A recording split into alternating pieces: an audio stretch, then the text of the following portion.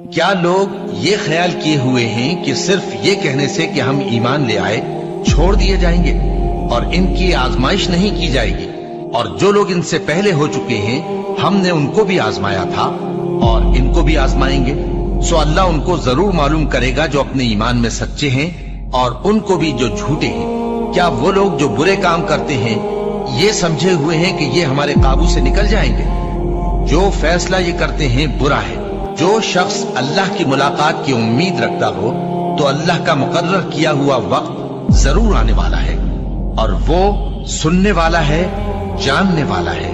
اور ہم کسی قدر خوف اور بھوک اور مال اور جانوں اور میووں کے نقصان سے تمہاری آزمائش کریں گے، اور صبر کرنے والوں کو بشارت سنا دو کہ ان لوگوں پر جب کوئی مصیبت واقع ہوتی ہے تو کہتے ہیں کہ ہم اللہ ہی کا مال ہیں اور اسی کی طرف لوٹ کر جانے والے ہیں۔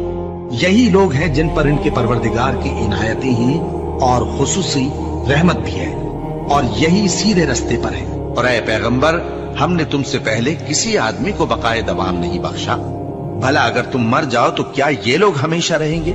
ہر شخص کو موت کا مزہ چکھنا ہے، اور ہم تم لوگوں کو سختی اور آسودگی میں آزمائش کے طور پر مبتلا کرتے ہیں، اور تم ہماری طرف ہی لوٹ کر آؤ گے۔ کوئی مصیبت زمین میں اور خود تم پر نہیں پڑتی مگر پیشتر اس کے کہ ہم اس کو پیدا کریں ایک کتاب میں لکھی ہوئی ہوتی ہے، اور یہ کام اللہ کو آسان ہے، تاکہ جو فائدہ تمہیں حاصل نہ ہو سکا اس کا غم نہ کھایا کرو، اور جو تم کو اس نے دیا ہو اس پر اترایا نہ کرو۔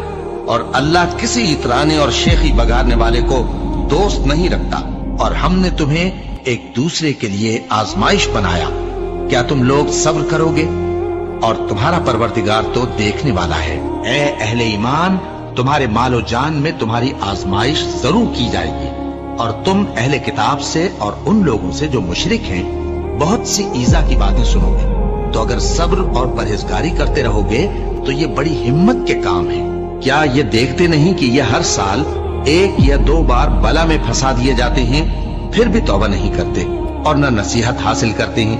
اور جو مصیبت تم پر واقع ہوتی ہے سو تمہارے اپنے کرتوتوں سے، اور وہ بہت سے گناہ تو معاف کر دیتا ہے۔ اور تم زمین میں اللہ کو عاجز نہیں کر سکتے، اور اللہ کے سوا نہ تمہارا کوئی دوست ہے اور نہ مددگار۔ کیا تم یہ خیال کرتے ہو کہ یوں ہی بہشت میں داخل ہو جاؤ گے، اور ابھی تم کو پہلے لوگوں کی سی مشکلیں تو پیش آئی ہی نہیں؟